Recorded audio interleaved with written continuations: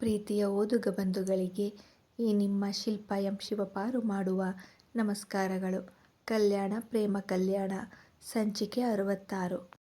ರುದ್ರ ಮಾಡಿದ ಉಪ್ಪಿಟ್ಟು ಅವನ ಕೈಯಾರೆ ತೊತ್ತಿಡಿಸಿಕೊಂಡು ತಿಂದವಳ ಜೊತೆ ಒಡಲ ಕಂದಮ್ಮಗಳು ಸಹ ಖುಷಿಯಾದೆವು ಎಂಬಂತೆ ಮೊದಲ ಬಾರಿ ಮಿಸುಕಾಡಲು, ಮೊದಲ ಬಾರಿ ತಾಯ್ತನದ ಅನುಭೂತಿ ಅನುಭವಿಸಿ, ಗಂಡನ ಅಂಗೈ ಒಡಲ ಮೇಲೆ ಇರಿಸಿಕೊಳ್ಳಲು ಮತ್ತೆ ಮಿಸುಕಾಡಿದ್ದವು ಮಕ್ಕಳು. ಅವನಿಗೂ ಇದು ಮೊದಲ ಅನುಭವ. ಖುಷಿಗೆ ಮಾತು ಹೊರಡಲಿಲ್ಲ. ಕಂಗಳು ತುಂಬಿಕೊಂಡವು. ಬಾಗಿ ಮಡದಿ ಹಣೆಗೆ ಮುತ್ತಿಟ್ಟು ಹೊಟ್ಟೆ ಮೇಲೆ ಮುತ್ತಿಟ್ಟ. ಅವನ ಖುಷಿಯ ನೋಡಿ ಅವಳ ಖುಷಿ ದುಪ್ಪಟ್ಟಾಯ್ತು. ಮಲಗಿದವಳಿಗೆ ನಿದ್ದೆ ಬಾರದೆ ಒದ್ದಾಡಲು ಸಹ ಆಗದೆ ಮಿಸುಕಾಡುವಾಗ "ಏನಾಯ್ತು, ನಿದ್ದೆ ಬರ್ತಿಲ್ವಾ" ಎಂದ. "ಕಾಲು ಬೆನ್ನು ತುಂಬ ನೋವಾಗ್ತಿದೆ, ನಿದ್ದೆ ಬರ್ತಿಲ್ಲ" ಎಂದಳು. ಎದ್ದು ಲೈಟ್ ಹಾಕಿ ಕಾಲುಗಳ ನೋಡಿದ್ದ. ಅವಳ ಕಾಲುಗಳು ಊದಿದ್ದವು. "ಕಾಲೆಲ್ಲ ಊದ್ಕಂಡವಲ್ಲ, ಬಂದಿರು" ಎಂದು ಹೋದವ ಎಣ್ಣೆ ಬಿಸಿ ಮಾಡಿ ತಂದಿದ್ದ. ಎಣ್ಣೆ ಕಾಲಿಗೆ ಹಚ್ಚಲು ಮುಂದಾದವನ ಕೈ ಹಿಡಿದು "ನಾನೇ ಹಚ್ಕೋತೀನಿ" ಎಂದು ಬಾಗಿದವಳಿಗೆ ಹೊಟ್ಟೆ ತಡೆಯಾಯಿತು. "ಕೊಡ್ತೀನಿ ನೋಡು ಎರಡ, ಇತ್ತೀಚಿಗ ನನ್ ಮಾತೇ ಕೇಳಕಿಲ್ಲ. ಈ ರುದ್ರನ ಮುದ್ದು ಜಾಸ್ತಿ ಆಯ್ತು ನಿಂಗ" ಎಂದು ಗದರಿ ತನ್ನ ತೊಡೆ ಮೇಲೆ ಎರಡು ಕಾಲುಗಳನ್ನು ಇಟ್ಟುಕೊಂಡು ಬೆಚ್ಚನೆ ಎಣ್ಣೆ ಹಚ್ಚಿ ಮೃದುವಾಗಿ ಅದುಮುತ್ತಾ, ಕಾಲು ಬೆರಳಿನ ನೆಟಿಕೆ ತೆರೆಯಲು ತುಸು ಹಗುರಾದವು ಕಾಲುಗಳು. ಅವನಿಗೆ ಒರಗಿದವಳು ಕೆನ್ನೆಗೆ ಮುತ್ತಿಟ್ಟಿದ್ದಳು. "ಬೆನ್ನು ನೋವು ಅಂದ್ಯಲ್ಲ, ಬೆನ್ನಿಗುವೆ ಎಣ್ಣೆ ಹಚ್ಚನಾ" ಎಂದು ಕೇಳಿದರೆ ನಾಚಿಕೆಯಲ್ಲಿ ಅವನ ಎದೆಗೆ ಒರಗಿದಳು. ಬೆಳಗ್ಗೆ ಎದ್ದಾಗಲಿಂದ ರುದ್ರನದೇ ಕೆಲಸ. ಬಿಸಿನೀರು ಕಾಯಿಸಿ ಮಡದಿ ಸ್ನಾನಕ್ಕೆ ತಯಾರಿ ಮಾಡಿ, ಹಾಲು ಕಾಯಿಸಿ ತಂದು ಮಡದಿ ಹಣೆಗೆ ಮುತ್ತಿಟ್ಟು ಎಬ್ಬಿಸಿದ್ದ. ತಿಳಿನಗು ಬೀರುತ್ತಾ ಎದ್ದು ಮತ್ತೆ ಪುಟ್ಟ ನಿದ್ದೆ ಮಾಡಿದಳು ಗಂಡನ ಒರಗಿ. ನಂತರ ರುದ್ರ ಮತ್ತೆ ಎಬ್ಬಿಸಿದಾಗ ಹಲ್ಲುಜ್ಜಿ ಹಾಲು ಕುಡಿದಳು. ಸ್ನಾನಕ್ಕೆ ಹೋಗುವವಳ ತಡೆದು ಎಣ್ಣೆ ಬಟ್ಟಲು ತಂದವನ ನೋಡಿ ಬಾಯಿ ತೆರೆದು ಅವನನ್ನೇ ನೋಡಿದಳು. ಅವಳ ನೋಡಿ ನಗು ತಡೆದು "ದಿನಾ ನಂಗ ತಲೆಗ ನೀರು ಬಿಡ್ತಿದ್ದೆ, ಇವತ್ತು ನಿಂಗ ನಾನು ನೀರು ಬಿಡ್ತೀನಿ ನಡಿ, ಅದಕ್ಕೂ ಮುಂಚೆ ಎಣ್ಣೆ ಹಚ್ಕೊಡ್ತೀನಿ ತಲೆಗ ಬೆನ್ನಿಗ" ಎಂದರೆ "ಅಯ್ಯೋ ಬೇಡಾರಿ, ನಂಗೀಗ ಯಾವ ನೋವು ಕೂಡ ಇಲ್ಲ" ಎಂದಳು ತಲೆ ಬಾಗಿಸಿ. "ಸುಳ್ಳು ಹೇಳ್ಬ್ಯಾಡ, ತಲೆಗ ಬಿಸಿನೀರು ಬಿಡ್ತಾ ಇದ್ದಂಗೆ ನಿಂಗ ಸುಸ್ತಾಯ್ತದ ಅಂತ ಗೊತ್ತು. ತಿಂಗಳಿಂದ ಅವ್ವ ನಿಂಗ ಎಣ್ಣೆ ಹಚ್ಚಿ ನೀರು ಬಿಡದುವೆ ನಂಗ ಗೊತ್ತು" ಎಂದರೆ ಅವನ ಕೊರಳಲ್ಲಿ ಮೊಗದೂರಿ "ಇವತ್ತು ಬೇಡಾರಿ" ಎಂದಳು. ಗಂಡನ ಮುಂದ ಎಂಥ ನಾಚ್ಕ ನಿಂದು. "ನಾನೇನ್ ನಿನ್ನ ಮುದ್ದು ಮಾಡಾಕ ಬಂದೇನ, ಇಲ್ವಲ್ಲ, ನನ್ ಮಕ್ಕಳ ಹೊಟ್ಟಲಿ ಹೊತ್ತವಳ ಕಾಳಜಿ ಮಾಡ್ತಾ ಇವ್ನಿ ಅಷ್ಟೇ. ನಿನ್ನ ಕಷ್ಟ ಸುಖದಲ್ಲಿ ಇರದು ಬ್ಯಾಡ್ವ ನಾನು, ನಡಿ ಎಣ್ಣೆ ಹಚ್ಚಿ ನೀರು ಬಿಡ್ತೀನಿ. ಹೆಂಡತಿ ಬರೀ ಹೆಂಡ್ತಿ ಅಲ್ವಂತ, ತಾಯಿನುವಂತ. ಹಂಗೆ ಗಂಡನುವೆ, ಬರೀ ಗಂಡನಲ್ಲ ತಾಯಿ ತಂದೆನುವೆ. ನಾಚ್ಕ ಬುಟ್ಟು ಕೂರು, ನಾನೇನು ಮಾಡಾಕಿಲ್ಲ, ಬರೀ ಎಣ್ಣೆ ಹಚ್ಚಿ ನೀರು ಬಿಡ್ತೀನಿ ಅಷ್ಟೇ. ಅದು ಇವತ್ತೊಂದ್ ದಿನ, ಆಮ್ಯಾಕ ಅವ್ವ ಬತ್ತಾಳಲ್ಲ" ಎಂದ. ಆದರೂ ಅವಳು ಸುಮ್ಮನೆ ನಿಂತಾಗ "ಸರಿ ಬಿಡು, ನಿಂಗಷ್ಟು ಕಷ್ಟವಾದ್ರ ಪಕ್ಕದ್ ಮನ ಅವಮ್ಮನ ಕೂಗ್ತೀನಿ, ಆಮ್ಯಾಕ ಬೆನ್ನು ನೋವು ಜಾಸ್ತಿ ಆಗದು ಇಲ್ಲ, ನೀರು ಹುಯ್ಕಬೇಕಾರ ನೀನು ಸುಸ್ತಾಗದು ಬ್ಯಾಡ" ಎಂದು ಮುಂದೆ ನಡೆದವನ ಕೈ ಹಿಡಿದು "ಅವಜ್ಜಿ ಬೇಡಾರಿ, ನೀವೇ ಹಚ್ಚಿ" ಎಂದು ಮೆಲ್ಲನೆ ಹೇಳಿದರೆ ಅವನ ತುಟಿ ಅರಳಿತ್ತು.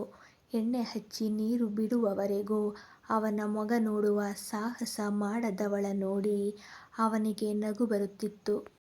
ಸ್ನಾನ ಮುಗಿಸಿ ಬಂದವಳು ಸುಸ್ತಾಗಿ ಸೋಫಾ ಒರಗಿ ಕಣ್ಣು ಮುಚ್ಚಿದ್ದಳು. ಅವಳ ಪಕ್ಕ ಕುಳಿತು ತಿಂಡಿ ತಿನಿಸಿದವ ತಾನೇ ಅವಳ ತಲೆ ಒರೆಸಿದ್ದ.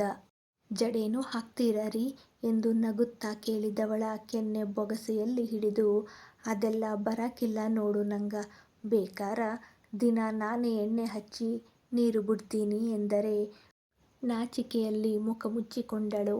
ಅವ ನಕ್ಕಿದ್ದ. ತಾನೇ ಅಡುಗೆ ಮಾಡಲು ನಿಂತವಳ ಸಹಾಯಕ್ಕೆ ನಿಂತಿದ್ದ ರುದ್ರ ಕೆಲಸ ಎಲ್ಲ ಬಿಟ್ಟು ಮಡದಿಯ ಕಾಳಜಿ ಮಾಡುತ್ತಿದ್ದ. ಜೊತೆಗೆ ಆಗಷ್ಟೇ ಮಕ್ಕಳ ಹೊರಳಾಟ ಆರಂಭವಾಗಿತ್ತು. ಇಬ್ಬರೂ ಸಿಹಿ ಅನುಭವ ಪಡೆಯುತ್ತಿದ್ದರು. ನಾಳೆಗೆ ಪರಮೇಶಿ ಮದುವೆಗೆ ತಯಾರಿಯಾಗಿದ್ದರು. ಅಂದು ಕೂಡ ರುದ್ರನ ಕೈಯಲ್ಲೇ ನೀರು ಹಾಕಿಸಿಕೊಂಡವಳಿಗೆ ತುಸು ನಾಚಿಕೆ ಕಡಿಮೆ ಆದಂತಿತ್ತು. ಸೀರೆ ಉಟ್ಟು ತಲೆಬಾಚಿದವಳಿಗೆ ಹಣೆಗಿಟ್ಟು ಹೂ ಮುಡಿಸಿ ದೃಷ್ಟಿ ತೆಗೆದಿದ್ದ ಜೋಡಿಗಳು ಮದುವೆ ಮನೆ ತಲುಪಿದ್ದರು. 5 ತಿಂಗಳ ಗರ್ಭಿಣಿ ಹೆಣ್ಣ ನೋಡುವುದೇ ಚೆಂದ. ಮದುವೆ ಆಗುವವರೆಗೂ ಒಬ್ಬರಲ್ಲ ಒಬ್ಬರು ಅವಳ ಕಾಳಜಿಗೆ ನಿಂತರು. ಅವಳ ಉಬ್ಬಿದ ಒಡಲು ನೋಡಿದಾಗ ಪಾಪಪ್ರಜ್ಞೆ ಕಾಡುತ್ತಿತ್ತು ಪ್ರಿಯಾಳಿಗೆ. ಆದರೂ ಹಳೇ ಪ್ರಿಯಾ ಆಗದೆ ಸಪ್ತಳ ಕಾಳಜಿಗೆ ನಿಂತಳು. ಮದುವೆ ಮುಗಿಸಿ ತವರು ಮನೆಯತ್ತ ಹೊರಟಿತ್ತು ಸಪ್ತ ಸವಾರಿ. ಕಾರಣ ತವರೂರ ಜಾತ್ರೆ. 4 ದಿನ ಬಿಟ್ಟು ರುದ್ರ ಬಂದಿದ್ದ. ಈಗಂತೂ ಮಡದಿ ಬಿಟ್ಟು ಅರೆಕ್ಷಣ ಅವನಿಂದ ಇರಲಾಗದು. ಜಾತ್ರೆಯಲ್ಲಿ ದೇವಸ್ಥಾನಕ್ಕೆ ಹೋಗಿ ಪೂಜೆ ಮಾಡಿಸಿಕೊಂಡು ಬಂದಿದ್ದರು. ಕೇಳಿದ್ದ. ವರ್ಷದ ಹಿಂದಿನ ನೆನಪು ಇದೆಯಾ? ಇಬ್ಬರೂ ಮೊದಲ ಮುತ್ತು ಹಂಚಿಕೊಂಡ ಕ್ಷಣ ನೆನಪಾದರೂ ಇಲ್ಲ ಎಂದವಳ ತುಟಿಗಳ ಆಕ್ರಮಿಸಿ ನೆನಪಾಯ್ತಲ್ವಾ ಈಗ ಎಂದಿದ್ದ. ನಾಚಿ ನೀರಾದಳು ನೀರೇ. ಅಂದು ಸಪ್ತಳ ನೀರಿಗೆ ತಳ್ಳಿದ ಆವಂತಿ ಇಂದು ಭೂಮಿ ಮೇಲೆಯೇ ಇಲ್ಲ ಎಂದು ಸಪ್ತಳಿಗೆ ತಿಳಿದೇ ಇಲ್ಲ. ಮತ್ತೆ ರುದ್ರನೂರಿನ ಜಾತ್ರೆಗೆ ಸಿದ್ಧತೆ ನಡೆದಿತ್ತು. ಕುಸ್ತಿಗೆ ಈ ಬಾರಿ ಭಾಗವಹಿಸಲು ಮನಸ್ಸಿರದ ರುದ್ರನಿಗೆ ಮಡದಿ ರೀ ನೀವು ಕುಸ್ತಿ ಆಡೋದು ನನಗಿಷ್ಟ. ಈ ಬಾರಿಯೂ ನೀವೇ ಗೆಲ್ಬೇಕು ಎಂದಾಗ ಇಲ್ಲ ಎನ್ನಲಾಗಲಿಲ್ಲ. ಕುಸ್ತಿ ಆಡಿ ಗೆದ್ದು ಬರುವೆ ಎಂದಿದ್ದ. ಮಧ್ಯದಲ್ಲಿ ಅವನ ಯೋಚನೆ ಇದ್ದದ್ದು 3 ಕೆಟ್ಟ ಗ್ರಹಗಳ ಮೇಲೆ. ಅವರು ಮೂವರೂ ಊರಿಂದ ಕಾಣೆಯಾಗಿದ್ದಾರೆ. ಅಮೃತ ಸತ್ಯ ಹೇಳಿದ ದಿನದಿಂದ ಅವನ ಹುಡುಕಾಟ ನಿರಂತರ. ಆದರೆ ಮೂವರೂ ತಲೆಮರೆಸಿಕೊಂಡಿದ್ದಾರೆ.